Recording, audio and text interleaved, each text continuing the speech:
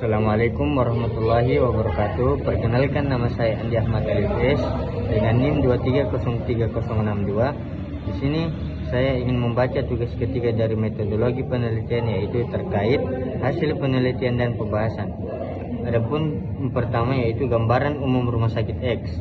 Rumah Sakit X merupakan rumah sakit rujukan regional di Sulawesi Selatan yang telah menerapkan sistem rekam medis elektronik atau RME dan sistem klaim berbasis INA-CPGS.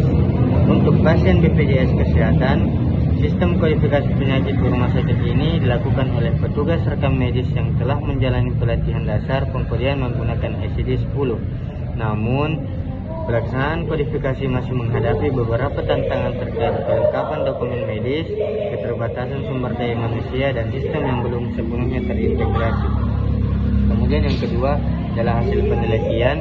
Adapun bagiannya yang pertama itu hasil analisis data sekunder. Penelitian ini menganalisis 100 berkas rekam medis pasien rawat inap yang diklaim ke BPJS Kesehatan pada periode Januari sampai Juni 2025. Hasilnya yaitu yang pertama, jumlah klaim ditolak atau dikembalikan yaitu sebanyak 17 berkas atau 17%. Jenis kesalahan terbanyak adapun itu yaitu penggunaan kode diagnosis yang tidak sesuai sebanyak 11 kasus. Yang kedua, ketidaksesuaian kode tindakan dengan layanan yang diberikan sebanyak 3 kasus. Kemudian resume medis tidak lengkap sebanyak 3 kasus. Dari 11 kasus kesalahan kode diagnosis, 7 diantaranya disebabkan oleh pemberian kode yang terlalu umum atau tidak mencerminkan kompleksitas diagnosis. Misalnya, pasien dengan komplikasi diabetes diberikan kode E14 tanpa kode tambahan komplikasi. Sebanyak 83 berkas lainnya berhasil diklaim tanpa pengembalian, meskipun pada beberapa berkas ditemukan ketidaktepatan minor yang tidak menyebabkan penolakan.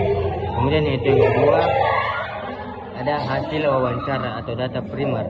Wawancara ini dilakukan terhadap 5 informan, yaitu dua kodifikasi, 1 petugas klaim, 1 verifikator internal, dan 1 kepala instalasi rekam medis. Hasilnya dapat disarikan sebagai berikut, yaitu yang pertama, petugas kodifikasi menyampaikan bahwa salah satu tantangan terbesar adalah dokumen medis yang tidak lengkap, khususnya pada diagnosis akhir dan tindakan.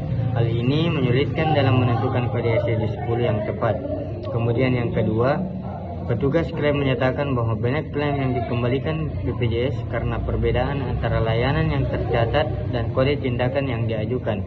Ini memperlihatkan adanya miskomunikasi antara DPJP, koder, dan bagian klaim. Kepala instalasi rekam medis menyebutkan bahwa pelatihan terakhir dilakukan lebih dari 1 tahun lalu dan belum ada evaluasi kodifikasi secara berkala. Kemudian yaitu ada pembahasan. Adapun bagiannya yaitu penerapan sistem kodifikasi di Rumah Sakit X. Penerapan sistem kodifikasi penyakit di Rumah Sakit X telah dilakukan secara digital menggunakan sistem RME. Namun, sistem ini terintegrasi penuh dengan sistem klaim BPJS. Dalam praktiknya, koder masih harus menyesuaikan informasi dari dokumen cetak atau manual yang terkadang tidak lengkap atau tidak jelas. Kondisi ini menyebabkan koder memberikan kode berdasarkan asumsi atau pengalaman pribadi yang meningkatkan risiko ketidaktepatan. Penerapan belum maksimal karena belum atau mekanisme validasi ganda atau double check, belum pengajuan klaim ke BPJS. Adapun kendalanya dalam proses kodifikasi yaitu dari wawancara dan observasi.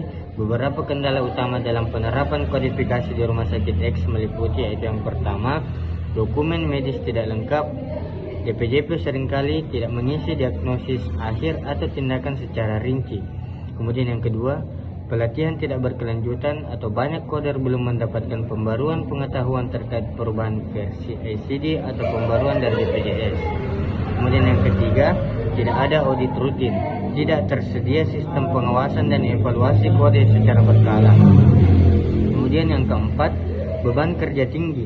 Jumlah petugas kodifikasi terbatas sehingga proses kode sering dilakukan terburu-buru. Kemudian yang terakhir, kurangnya komunikasi antara koder, dokter, dan klaim masih sering terjadi miskom, khususnya mengenai interpretasi diagnosis. Adapun kesimpulannya yaitu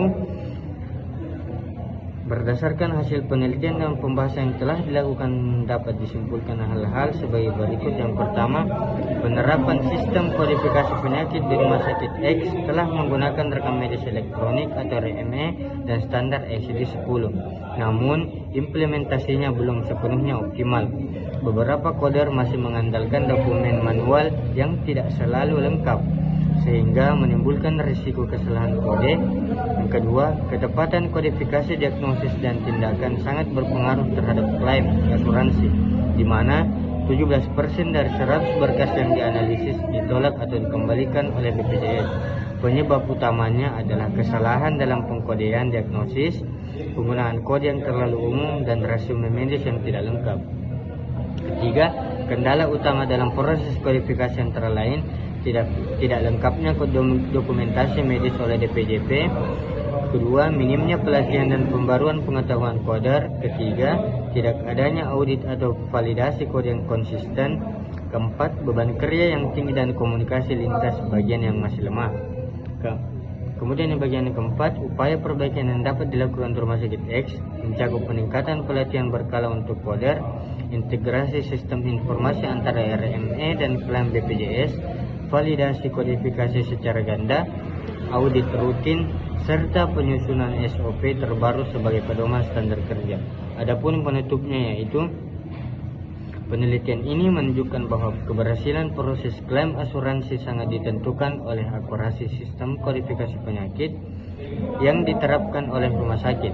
Meskipun Rumah Sakit X telah mengadopsi sistem digital, namun masih terdapat tantangan signifikan dalam aspek sumber daya manusia, kelengkapan dokumentasi, serta koordinasi antara bagian yang berdampak langsung pada kualitas pengkodean.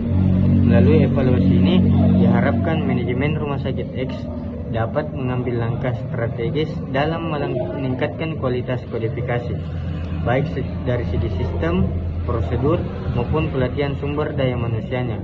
Langkah-langkah ini penting untuk memastikan bahwa proses klaim berjalan lebih efisien, klaim tidak bertolak, dan pelayanan kepada pasien tetap optimal. Penelitian ini juga dapat menjadi dasar bagi penelitian lanjutan mengenai peran sistem informasi kesehatan dan rekam medis elektronik dalam mendukung efisiensi administrasi rumah sakit secara keseluruhan. Mungkin sekian dari saya. Terima kasih. Assalamualaikum warahmatullahi wabarakatuh.